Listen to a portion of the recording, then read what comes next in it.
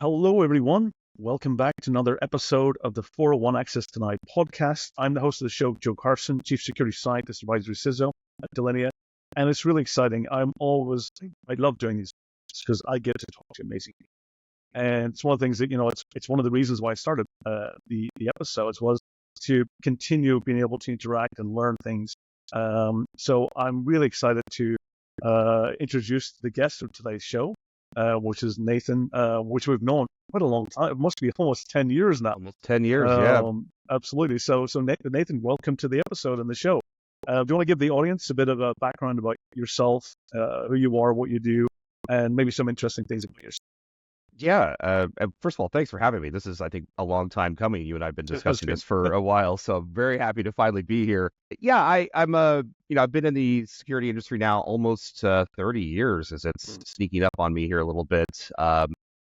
Been kind of all over the place. I started in government, did my career a little backwards. Instead of retiring into government, I started there as a security analyst and building security programs from scratch for a lot of state and local government agencies. Moved into the private sector. I did advisory work for a long time. I was a CISO at a few companies as well. And more recently, I've been more focused on kind of the field CISO or advisory CISO kind of roles for consulting firms and some of the security vendors as well. So I've had a really great opportunity to be kind of on both sides of the fence, if you will, from a leadership perspective and a technical perspective. And yeah, that's where I've been the last several years. And in terms of my hobbies, if you want to talk about that, I mean, the Legos in the back, that's a big thing for me. I've been collecting and building Legos for probably my entire life, so I haven't given that one up at all. And that's what usually keeps you pretty busy. It's a good hobby to kind of keep yourself kind of focused and in our world, sometimes it's a very scary world, and sometimes you need something to take you away from that and put your energy into other things that allows you to start, you also sometimes get the creativity, when you're doing those, it allows you to get exactly ideas. it. Yeah, exactly. So, fantastic. So back to the episode of, and the theme for today's podcast is all about, security by design. It's a big theme. CISO is always kind of driving it, and it's securing our digital world. And it's also about, how do we secure the future? Especially in an AI-driven world. We're starting to see AI coming in from both a attack perspective and a defensive side of things.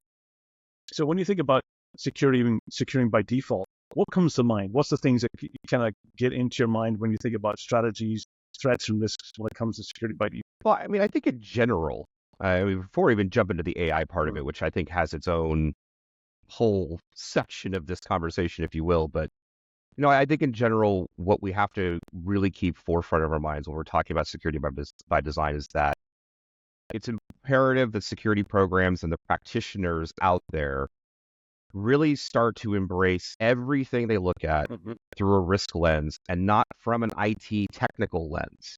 I think that we sometimes have sort of a misunderstanding of when CISA, these folks are talking about secure by design, they're not necessarily talking about how you implement your security tools by design or how you write code for your applications by design. It's a small part. But it's really that we need to be looking at our entire security program from that risk lens, from the what are we trying to protect, how valuable is the thing that we're trying to protect, how much are we willing to put into protecting it, what does it mean to the business. It's all of those business level risk decisions. That's the part of design that you want to build around. So you build policies around that, procedures.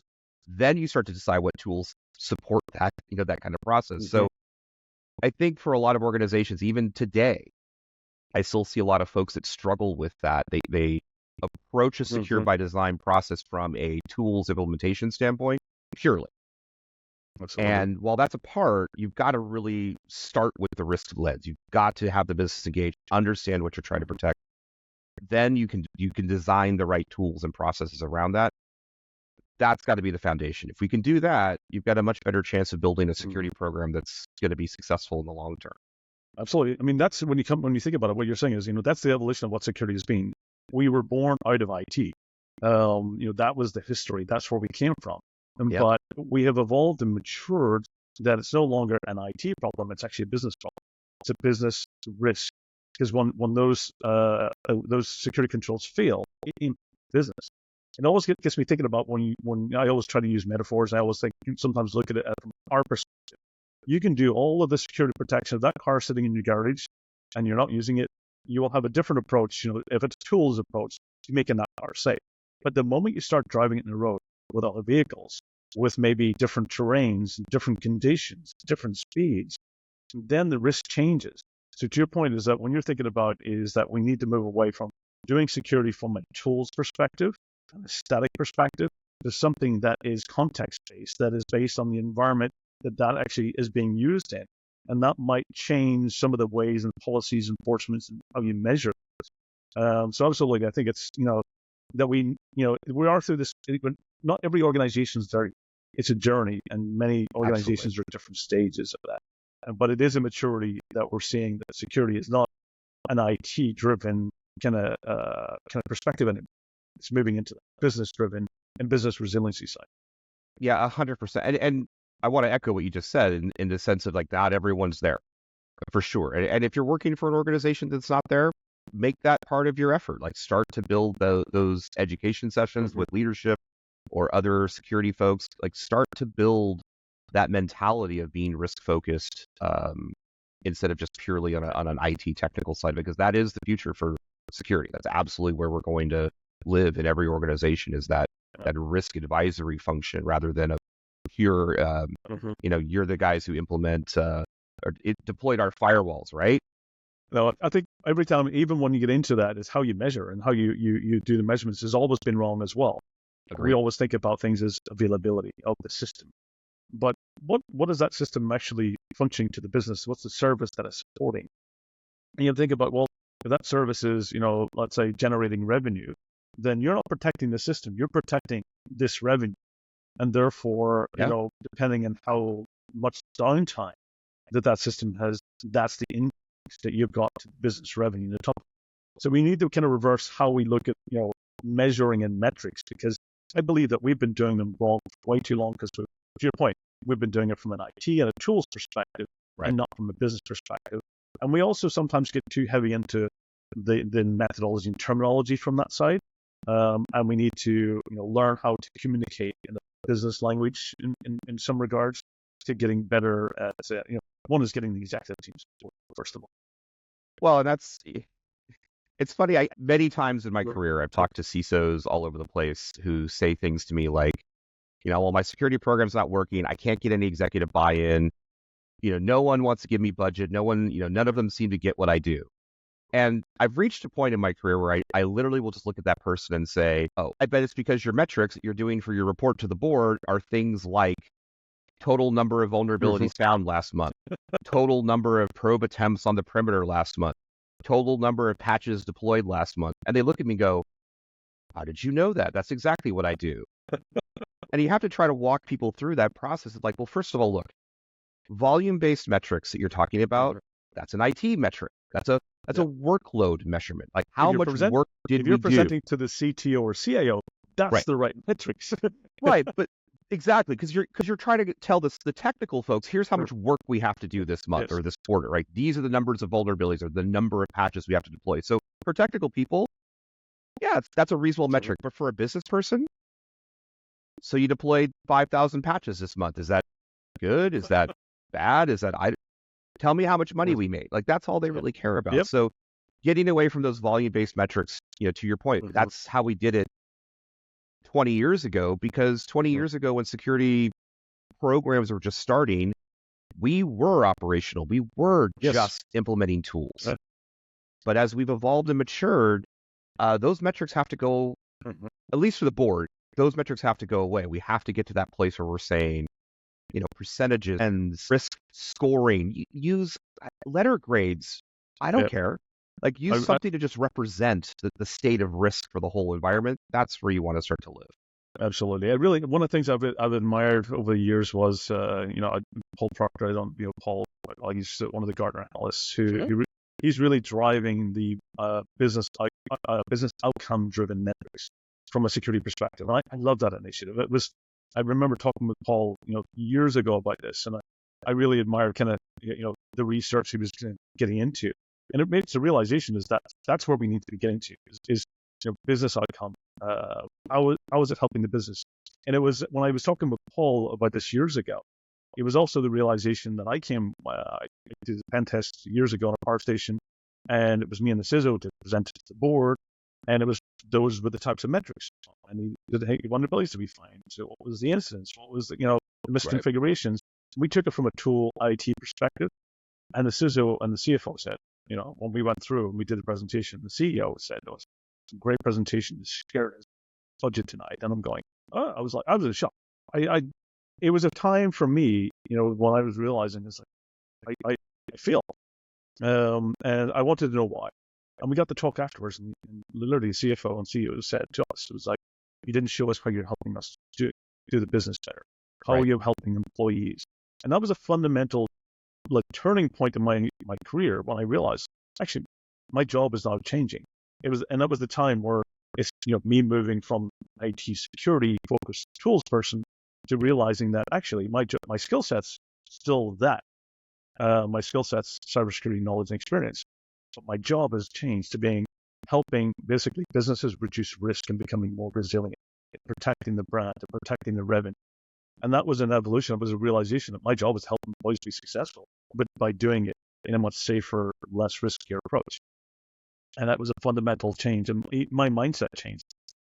Yeah, and we need more of that. We need more people to embrace that. And I think for, what I've always suggested to people is if you're in a security practitioner role, take the time and go out to the other business units in your organization and ask them, how do you see security's role in the organization? Don't tell them what you do.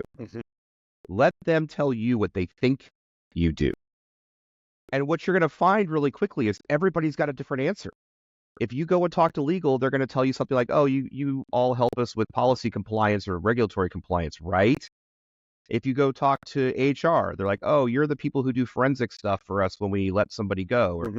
Everyone's going to have a slightly different answer. And that should tell you that your role in the organization is sort of this translation team. Like you're there to take all this security data, all this information you've pulled together about risk, and you've got to translate it to different people in the organization in different ways, with different words, to ways that are relevant to them. And the minute you start to realize that everyone thinks about risk a slightly different way, or values a certain part of the business differently, it will let you as a security practitioner better communicate to each of those groups in the ways that are more relevant to them. And that's a game changer from a communication standpoint to get you aligned to the business and get everybody to get excited about, oh, security's here to help me. Every time I talk to them, they're telling me stuff that's relevant to my business unit. Yeah, that's where budgets open up. That's where you start to win. Absolutely. One of the fun questions I learned that was very impactful was that I started asking people, well, what does success look like for you and your team? And then getting into what metrics are you measured on, and how those metrics mean, what does those metrics success look like for you to get your bonus? Because that's what drives people, the motivation. Yeah. And it was really interesting because when you start getting those answers, you're like, that's completely conflicting with the security approach, is because they're measured very different from the security side. Right. And what that meant was that you had to align, how can you align your security strategy and policy and goals to helping them be successful, meeting their metrics and their success and getting their bonus? Because ultimately that's where you start working together. That's where the interoperability, and that's where zero friction comes into play, is that you start working as a team. And it was really interesting when you start hearing those metrics coming back, and just that's completely opposite of what we're trying to achieve from a security side. And it's sometimes quite shocking, but those are important questions that we need to be asking, because that's their motivation. That's how they get measured for success. Yeah. Well, I think, for me, I always frame this as part of that risk mindset, because while every employee achieving their bonus is not necessarily a business risk, it is a personal risk. Like that person has a personal investment in getting their bonus, right? And so if something happens that prevents it, that's a risk to them. So again, if we move out of the IT mindset where we're just, this is the one way we implement, this is the one way we do security, this is the one way policies are written, that's all we ever do. You move away from that into a risk mindset where everything is fluid, everything's dynamic, it changes all the time, changes every day, and the risks change all the time. So you're talking to the CEO, they're thinking of different risks than the database admin down the way who's been resisting deploying patches. They have a different concern in they're their focused head. on availability and also integrity as Right. well, which can sometimes mean that you don't want to make changes too much. You want to minimize that. Right. So how do you help those two people? Well, it's going to be different. And if you embrace that idea that they are looking at different risks, the risks mean different things, they're measured differently, they're rewarded differently, then you have a better chance to start like building answers for them that are relevant and they see you as a partner. Yeah. It's a whole big change. Going to the topic from the security by design, which for me is I'm always kind of like I think it's a great idea and I think it's a great initiative. And I think though you have to look at it to make sure that we're not just thinking by design, because design is one. I always say that it should be secure by default, but then when you go down that process of securing by default, meaning that it should be turned on. One of the things we don't do well and what we need to start doing really well is security. And we start thinking about the business side and the who our customers are, is that anytime we put a security control in place, one methodology I've heard, and I know a few CISOs who they get measured on this and they actually have a metric about user experience, is that they want to make sure that as they're putting something in place, it has to be better than what they're currently doing today or yesterday. So it should not be more difficult to do their job and be successful with security in place. We actually should be looking at how do we make it more efficient? How do you make it much more usable and fun, and that they want to use it, not just in the workplace, but also at home and with their family. So for me, secure by design and secure by default is where we start actually not just doing it in our job, but where you get to the point where it's actually doing it in our society, where we, as people, we learn it from our workplace, we learn it from our peers and our organization and the strategy that we got in place. But we actually take that back into our family, into our society, because security, one thing I learned was that security doesn't start in the office. It doesn't start on the organization's computers. It starts in the social sphere of our employees and contractors, third parties and suppliers. And we see that time and time again, that the risk doesn't just sit, in the systems we own. It sits in supply chains. And we've seen that, we've seen it with the CrowdStrike recently. Even it was a cybersecurity company that had that was an IT related issue, because it wasn't a security related issue. But it brought lots of organizations to a standstill. So what's your thoughts around the security by design concept, and have you any thoughts around how can we make sure that that organizations can make it successful and can do it around the right way? Well, I mean, I hate to echo a little bit what we've been talking about, but I think again we're at a place here where if you think there's only one set way of doing this right, you're doing it wrong. Like every organization is going to approach the by design part of that statement a little differently. They're going to have different requirements. You bring up that some companies have requirements about the user experience. Yeah. Well, some companies don't. Like some companies have said, we don't care. If it's harder for the employees, we don't care as long as these assets are protected or these things are secured, because that's their priority for the business. The right? assets, the data might be the defining value Correct. of the business. Absolutely. So, that's part of it is we have to start approaching this problem from a very flexible sort of position. Not that we want to give up on our integrity or give up on the strength of the program, but you have to, there's no single answer to what design you use or what is the definition, singular. The answer is you've got to figure out the priorities of the business, and that's not always easy. And then you start to build from there. And if user experience is a big part of it, which I will say I'm an advocate for that. I think it's a very important part of the process. If people don't buy in, they won't do it. They'll find a way around it. They've been doing this forever. So we know that'll happen. But you've got to understand those priorities and build accordingly. And that may make you make different decisions. It forces the issue of, well, we can't use, require everyone to use 16-character passwords because no one will use it. So that means we have to implement some sort of simple MFA, one-click sign-on kind of functionality because that'll be easier for people. We'll get more buy-in. Yeah. Is it more And finding, expensive? finding, Yeah, finding the but that's what the business wants, right? So finding the balance. I've seen organizations who had very complex 10-character passwords, and as they moved to 16 because longer is better, they had to reduce the complexity down right. because people had to choose passwords of 16 character more that they could easily remember with complexity. So finding that balance is always a challenge. And to your point, absolutely, we should not rely on passwords being the only factor of security because if humans are creating them, we're going to create them so Right. that we can remember them, Yeah, and 100%. therefore kind of finding and cracking them becomes an easy task.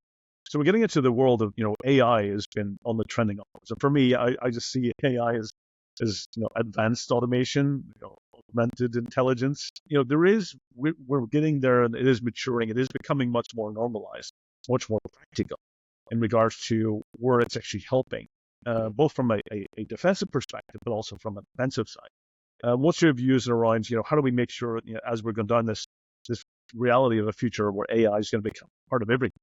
What do you see from a security perspective, the risks and maybe some of the benefits?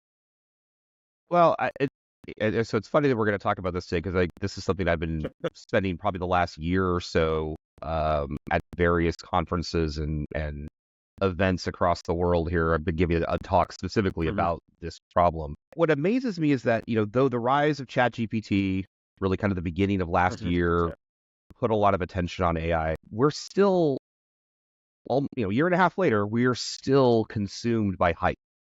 And even security professionals, I find, are still consumed by the hype of the whole thing. So it's one of the big challenges right out of the gate is how do we get people past the hype? Everyone's worried about the hackers and they're using it to defeat all of our defenses. Okay, well, why aren't you talking about how it can help you? Why aren't you talking about ways to build tools inside your environment that are AI based that can help you defend against these things? So we need a big mindset shift there.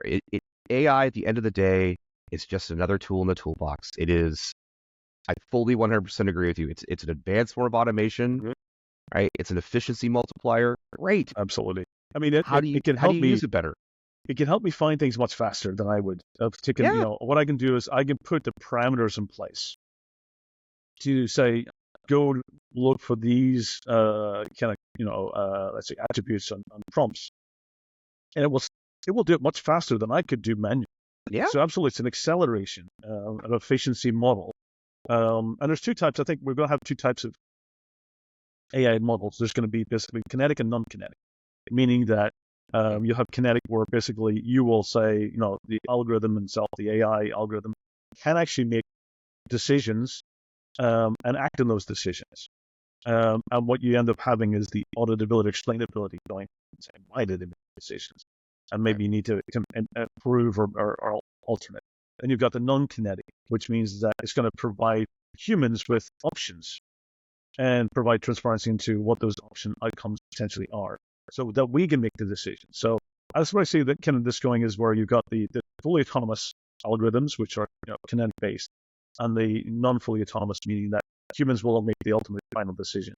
And some of those, always comes down to, I really think that EU AI Act is really up there with some of the best kind of principles where it focuses around the human life risk. From its basically risk-based approach, meaning that if you have an algorithm that has potentially impacted human life, then you need to go through these basically rigorous, really strict controls. And if it doesn't, then you have less, controls you need to go through. So I think this is really where it's getting exciting, because it's definitely, I've seen it helping me and doing lots of things much faster, and it's making me more efficient. But a lot of it comes down to, it still makes lots of mistakes. So you don't want to rely on it for accuracy. I think what's missing is definitely a level of accuracy confidence in it, the output. I still have the argue about, how many R's are in the strawberry, or, what's higher, 9.11 or 9.9, or, and it gets into these arguments. Right. I always loved the one with Marcus, I think early last year, where he was arguing about the release of Deadpool, or it was arguing that it was already released. And it was calling him a liar. I love, that, yes, sometimes it's getting there. It's improving all along. And I haven't seen, the only thing I've seen from an attacker perspective is where they're using it for language translations really well. Primarily, That's yeah. where I've seen the Same. significant improvements into where they're doing campaigns that, language used to be a barrier for some countries and attackers, and now that barrier is gone.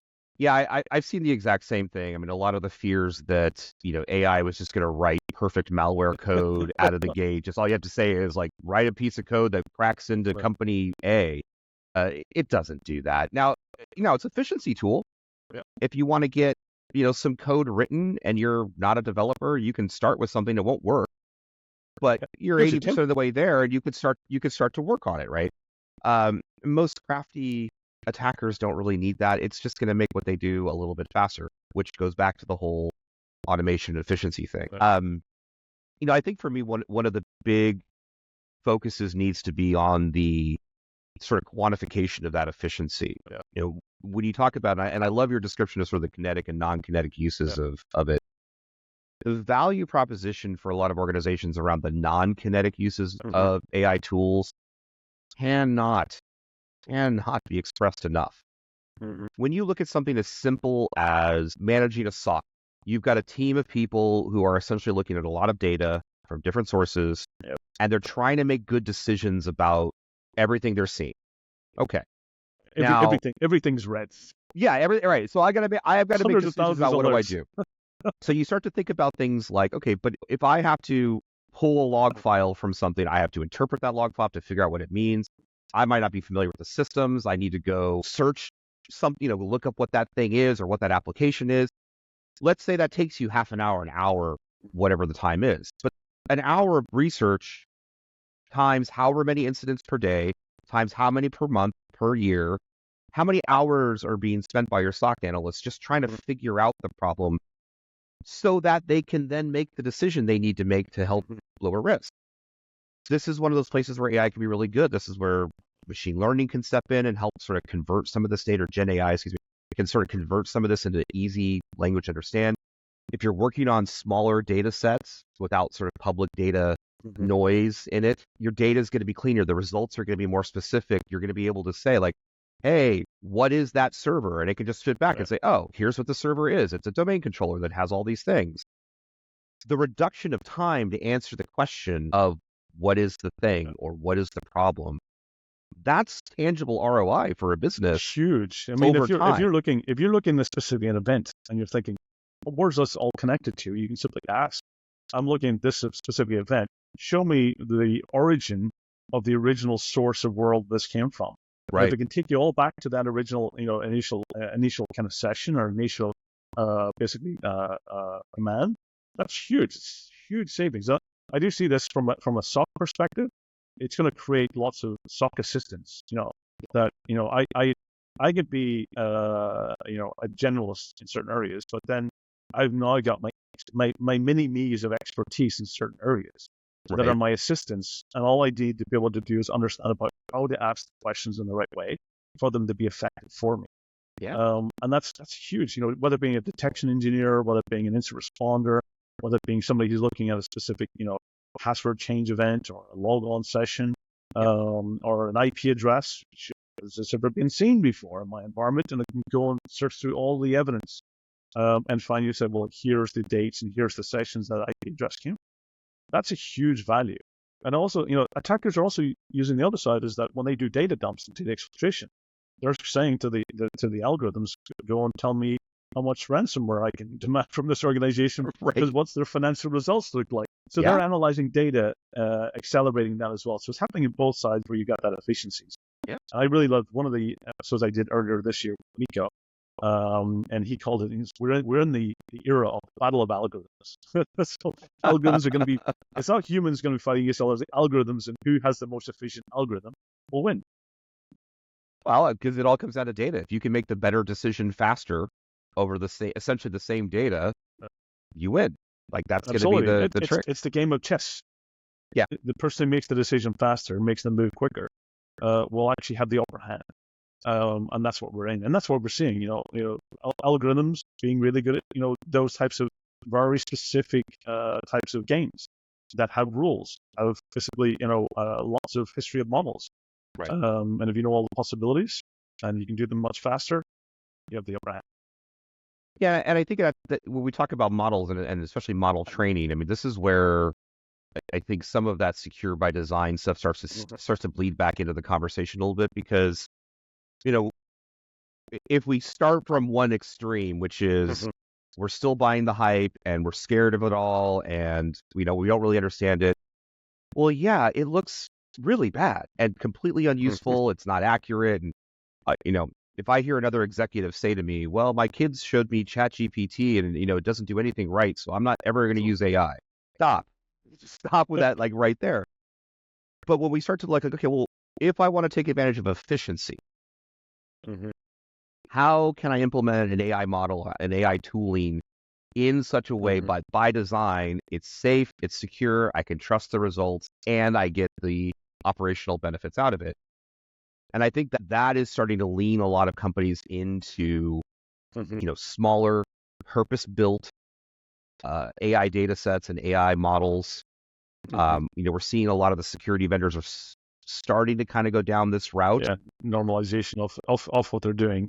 Rather than powered by, they're actually saying what it's doing. Yeah, and it's their data, right? They're doing like, this is our data set. So we're not trying to be ChatGPT. We're not pulling public data. You might see some of it, especially with the SIM kind of tools. Yeah. They're obviously aggregating data together, but it's a controlled data set. And I think that's fundamentally one of the places to start, because if we realize that the front end of this is just an application and the back end of it is a database, well, hey, we've got really good best practices around how to secure both of those things. So let's just ensure that the data we've got is well controlled, well understood, and it's relevant to the business function we're trying to make more efficient. Absolutely. Secure that data set, build your AI front end. It's, a chat box, a search box, some kind of small user interface. It's just an application. Secure that the way that you want to secure other applications, limit access control, all that good stuff. But you start to close that model a little bit. It gives you a place to focus your training of the models. It gives you a place to better control the integrity of the results. And that's going to make the thing actually useful. It adds ROI and value. Yeah. ROI and value. That's what it's going to provide and accelerate those. So, when you think about it, definitely means that organizations and executives and leadership, they need to be thinking about their strategies and policies for those right now. And thinking about, so they need to have some type of, oversight, decision making for how they're going to leverage AI from a, securing by design, securing by default, and also how they can get those efficiencies. So, we talked about Paul and Gartner earlier.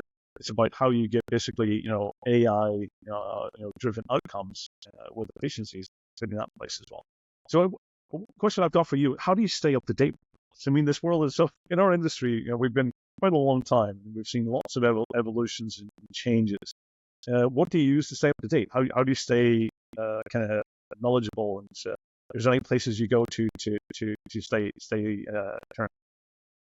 A lot of caffeine, and I don't sleep primarily. No. No, it has gotten harder. I mean, you've been doing this as long as I have. I mean, there was a time, I want to say in the early part of my career, where things like Slashdot, if you guys remember good old Slashdot, that was like, that's all I need to do. I just need to read Slashdot once a day. I can stay up on all this stuff. It's cool. Obviously, those days are over. I think in a lot of ways for me, it's a twofold part. I mean, obviously, I read a lot, and I think I still encourage people to hit the news sites, go to the places, go to, the dark readings and whatever else, or even just the broader news. I mean, cybersecurity has become mainstream enough that significant issues make it to the mainstream news kind of thing. So that's a little bit of a time investment, but you need to see how the world is looking at these things. Yeah. The other side of it, I realize what I'm about to say is a little bit of a conflict of interest to some extent, but, listen to the vendors. The security vendors have a vested interest in a lot of ways about doing this right, because it's a credibility game. Who do it from an education perspective. Yeah, it's a credibility game, right? If we all know the vendors who shill, and we also know the ones who've invested in, smart people and they believe in thought leadership, they believe in trying to educate people. it can be a little hard sometimes, but also it's kind of easy when you hear somebody just pitch products 24/7. You know what that person's doing. But there's a lot of really incredibly smart people who have, because they are with vendors, they have the opportunity to talk to lots of different companies in lots of different verticals. So you're tapping into a resource that has a lot of visibility in the industry that, if you working within just your own company, you may not have that same kind of visibility. So find a couple of trusted sources, people that have proven they're good thought leaders. I'm sitting here with one right now, so I'll hype your talks here, my friend. Find those people. There's several really great folks out there that I've loved listening to. Even 30 years into a career, there's folks out there that I just listen and like, man, that's freaking smart. I didn't think about it that way. That's the kind of stuff that really, I think, takes you for the longer run. Because once you hear somebody frame the problem or frame the solution in a way you hadn't quite thought of, you start to apply it to your problems, your challenges. And a lot of those folks are really good at that. So that's kind of what I do. I don't have a stack of books. I don't have a magic, list of things I can recommend on Amazon. It's networking and putting in the hard work. Taking the time to read, to listen to. I do a lot of audiobooks. That's a lot of my time is spent listening to audiobooks and taking notes, meeting people like yourself at different events and listening to the talks and the knowledge that has been shared. I think you make a great point as well. Is that every time I go to a major event where there's an expo area, I will walk and listen to every single vendor as much as I can to hear their story. And you're playing buzzword bingo many times. You're going through and you're listening to the buzzwords because they like to hit the buzzword. But you want to see what's behind that buzzword. If they have anything that is really tangible, that changes the game. So you're absolutely spot on. I think taking the time like during events and going and seeing what's new and what's there, not just going to the ones that you're used to going to, but expand it sometimes, make it different. Well, and again, you might find some interesting folks. It's even for a junior, if you're brand new to the industry, right? Sales is sales, no matter what industry you're in. So if you walk up to a booth and you talk to somebody like, hey, tell me about what's going on, and they start giving you, finger guns a little bit, and they're telling you about how cool they're going to solve all your problems, you're talking to somebody in sales. Don't take that too seriously. Like, you should probably walk away.